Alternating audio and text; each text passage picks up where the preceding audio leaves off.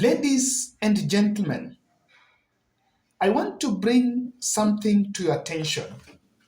And this is after I like giving credit. I had a very good discussion yesterday with Judith from Mombasa. And Judith asked me a question that I also want to ask you. Kevin, if we allow the constitution to be changed by a presidential memorandum to the National Assembly, don't you think we are setting a precedence that will be abused in future?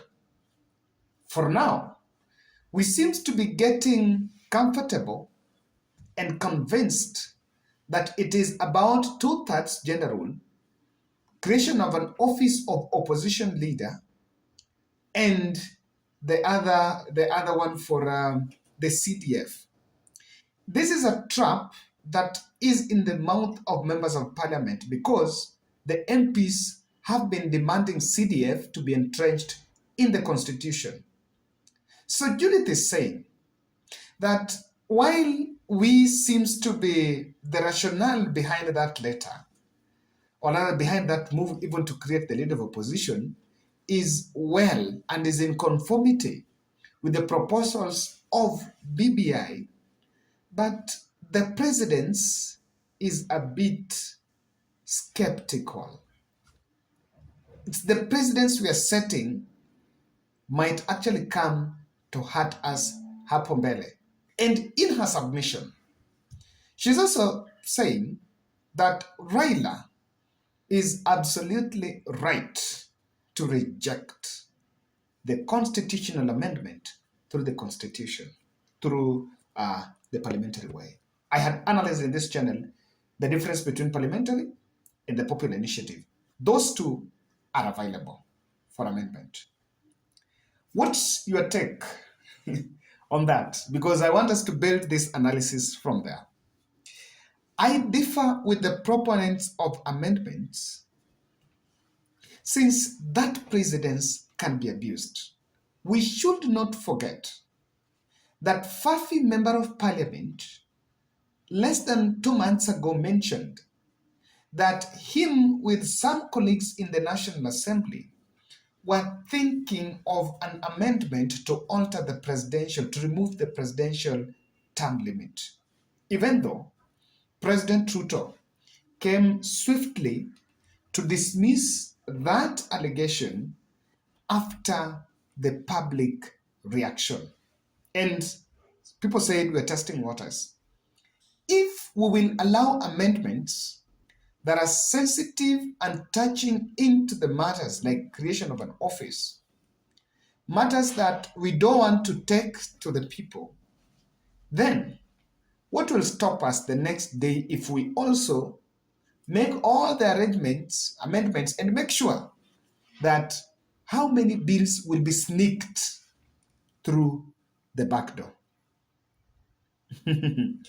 I listened today to Molo Member of Parliament saying that a decision to create office of the leader of opposition is not to serve Raila Odinga interest, but it's also in future that even if Raila doesn't take it now, in future we can have opposition leader. Or better still, he's speaking about Gachagua indirectly. Can you listen to him? Katiba yetu ya Kenya, ili siku ingine mtu asienda kotini kushtaki mambo ya CDF. Na sio CDF peke yake, tukasema pia affirmative action ya county MP. Tukasema oversight fund ya senators. Na hizo discussion ya mambo ya kuweka pia fund ya World Development Fund pia katika katiba yetu. Na tukasema yeye, kwa sababu we want him to oversight this government, not by demonstrating on the streets, but through, for example, having a shadow cabinet. We are now going to include the office of the leader of opposition in the constitution of the Republic of Kenya. Na wale ambao wanaambia Mheshimiwa Rais amefanya makosa, wacha niwaambie, we are not amending the constitution to bring the office of the leader of opposition to help Raila Amolo Odinga. We are doing that to help this country for the next person who will be the official leader of opposition. Juu mimi nikipiga hesabu hii uchaguzi ingine kama Raila atashinda hatakuwa namba 2, atashindwa na mtu kama Wajakoya. So hiyo ofisi kwa nini tunajengea Wajakoya? Ni Wajakoya ndio itakuwa official leader of opposition. So let them not bring us stories that we are doing it for Raila. No, we are just legislating for prosperity. Guys, this conversation about the office of the opposition has been with us here for some time. Coincidentally, it is only Kimani Ichung'wah who also spoke about it at the level whether we are bringing an amendment to the parliament or not. But regarding Gachagua has kept off that discussion. He has kept off that discussion. I can tell you that I don't want to speak, I can't speak the mind of Riggy G. But the Riggy G, you know, if he is supporting something, I'm telling you, the two events that have been gone on Kenya, he would have spoken about it. Even during Madaraka Day, he would have spoken about it. In any public event that would come up, if there is a universal, unilateral decision that is made, you can see in the public that the decision is co-owned between William Ruto, Rigathi Gachagua, and other members of parliament. And so why do you think Gachagua is quiet?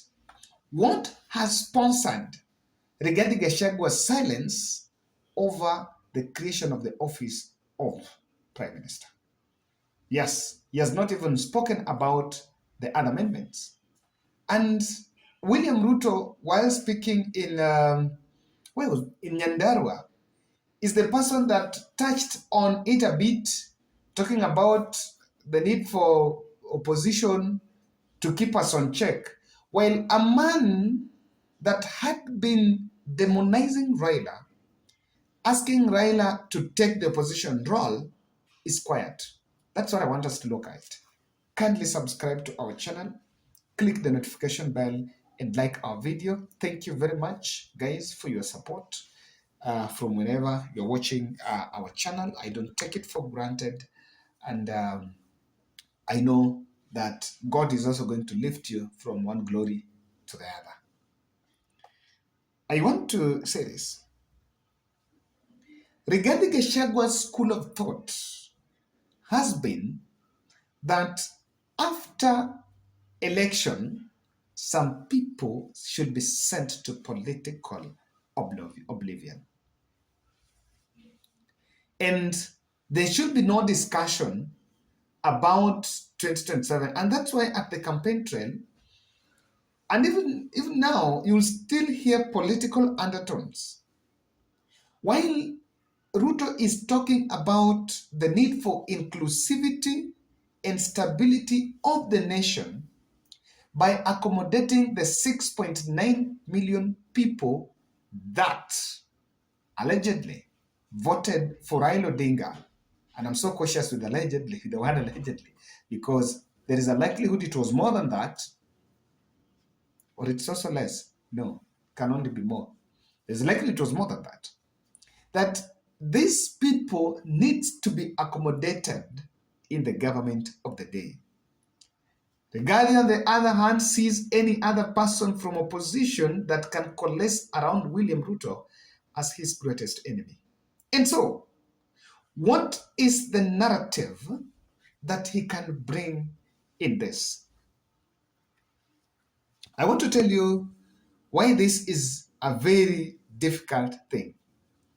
Because you want to create a narrative that if you come out and oppose it, you need to find grounds of opposing it. Yes, you need to find grounds of saying why we don't need the leader of opposition. Of whether you go parliamentary or not, that's not my discussion in this analysis. My discussion is on that position. So when you come and defend it that watu wanafaa wakae mbali atufai kuwatengenezea ofisi and so, or that there should be no existence of that office, you actually run the risk of being seen as a selfish person. But before I get there, what Rigathi sees is a man that goes around William Ruto can be a very good opportunity for Ruto to shortchange him. That is why, instead, what is happening is the operatives, the Gema operatives, are consistently reminding the voters that you voted for William Ruto to the last man. Why? It's a potential statement that keeps alive a betrayal card in the event of Ruto makes a move. Let me take it straight to you. If today William Ruto is to bring Raila, Rigiji will rush to Gema and tell Gema that we've been betrayed. Unless it's handled differently. Now, when you listen to what the MP is saying that this is not a position for Raila, what does it mean? That some leaders that are in contestation are contesting for Ruto transition, including Rigiji, will see that in future, such an office will benefit other politicians that can be in the opposition. Because if Raila in the opposition this time around, you never know, maybe after the next general election, there will be an opposition. And he will not want that. He will actually want a one-sided, where after Ruto, it goes that way. The silence is because he's dangling with what even to say, because you run the risk of being profiled as a selfless, as a, well, is it selfish man? You run the risk, and this is what can be. The ambition to excite Gema around William Ruto will still push him to the periphery, and ask yourself, how about if Mudavadi is supporting? You'll run the risk of getting isolated, that you're the only person that is opposing Gema. What does that mean?